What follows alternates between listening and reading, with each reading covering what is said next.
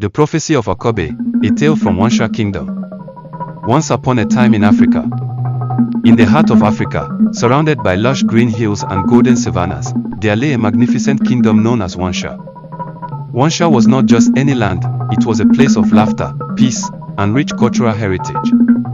13 powerful tribes made up the kingdom, each unique in language, tradition, and attire. The people were hardworking, generous, and deeply spiritual. Their leadership was fair, their crops abundant, and their festivals vibrant with music, dance, and storytelling. Among the 13 tribes was a smaller, lesser-known village called Doma, home to the Alego people.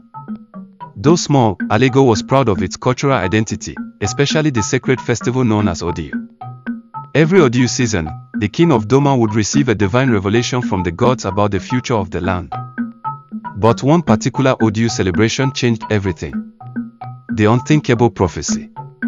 On the day of the festival, the entire village of Doma gathered beneath the baobab tree in the central square. The air was electric with excitement. Everyone waited eagerly for the king's message. According to tradition, the gods would reveal the next ruler, a man of great strength and courage, one who must survive a year-long journey through the evil forest, a dark, dangerous place filled with mythical beasts. But this year, the king's face was solemn. He rose slowly and lifted his hand to silence the crowd. This year, he said, the gods have spoken a new truth. The next king will not come from a royal bloodline, nor from a warrior's house. He will be born from a widow, a woman dejected and forgotten by many. Her child shall not only rule Doma but shall ascend to lead all of Oneshi. A stunned silence fell over the crowd. Impossible, someone shouted. A widow. From Doma. This has never happened in the history of our land. This must be a mistake, cried another. No child born of a woman like that can rule us. But the king simply bowed his head. I speak only what the gods have told me, he said. The final confirmation will come from the king of Oneshi himself. Betrayal and bloodshed. The next morning, a royal procession thundered into Doma. It was the king of Oneshi, clad in gold and surrounded by his fiercest warriors. He had heard of the prophecy and came not to honor it, but to destroy it. This is heresy, he roared. No peasant's child will rise above my bloodline. You have mocked the gods with lies. Without a trial, he ordered the execution of the king of Doma. Swords fell, and the ground ran red. Panic swept through the village. In a single day, peace turned into chaos. Homes were burned, and war broke out, lasting for over a month. Families fled, children were separated from parents, and the land of Oneshi was thrown into mourning. In the shadows of this destruction lived a quiet woman named Omajima, the widow mentioned in the prophecy. She was pregnant and alone. As her village crumbled, she fled into the wilderness, desperate to save her unborn child. Haunted and hiding. The king of Oneshi, determined to stop the prophecy, sent soldiers across the kingdom with one mission: kill every pregnant woman in Doma and its surroundings. But Omajima, guided by divine instinct, found a hidden valley beside a river where no man dared to go.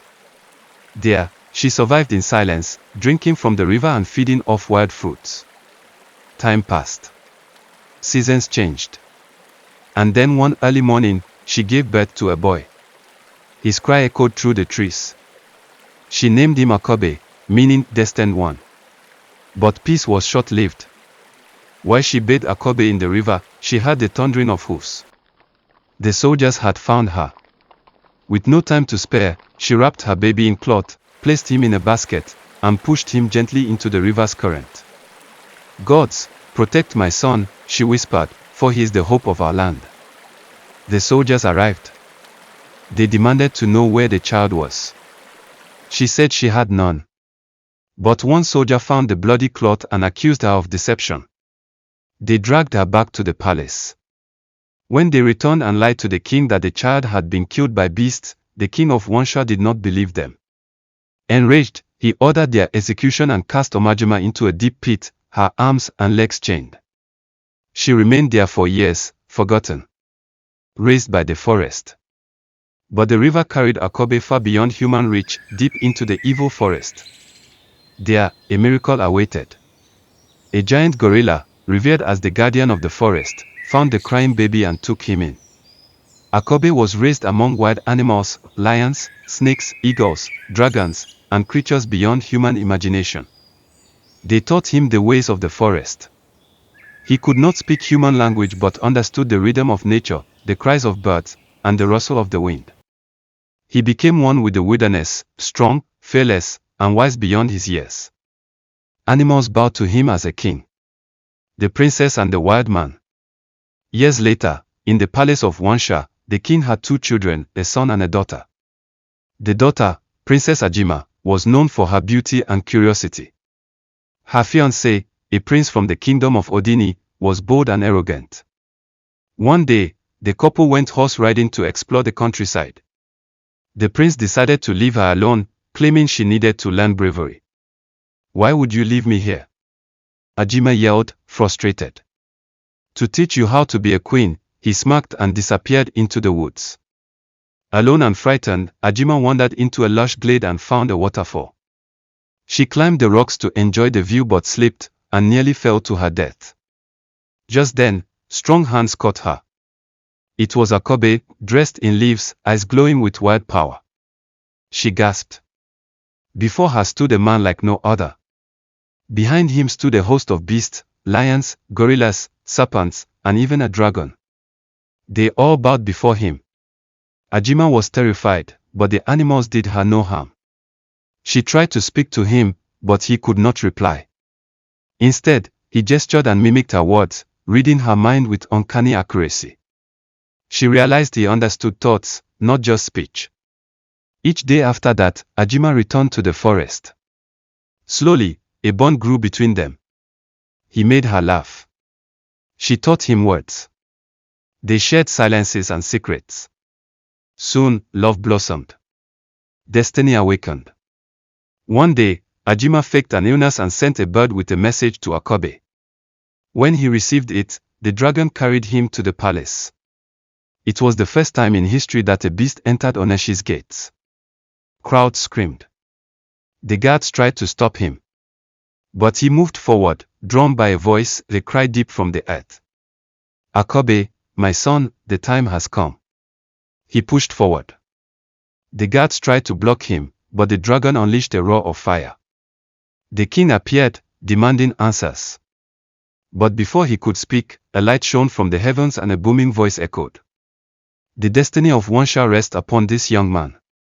His name is Akabe. He is the true king." Gasps erupted. The chains binding Omajima crumbled into dust. She rose from the pit. Her eyes met her son's. She wept as she embraced him. Though they had never met, the bond between them was instant and eternal. "My son," she said, "you were born for this." The people bowed in awe. Even the king, humbled, fell to his knees. Animals from the forest arrived, joining the crowd. It was a sight never seen before, man and nature united. Akabe was crowned king of Oneshi, with his mother by his side and Princess Ajima as his queen. Peace returned to the land, and the prophecy was fulfilled.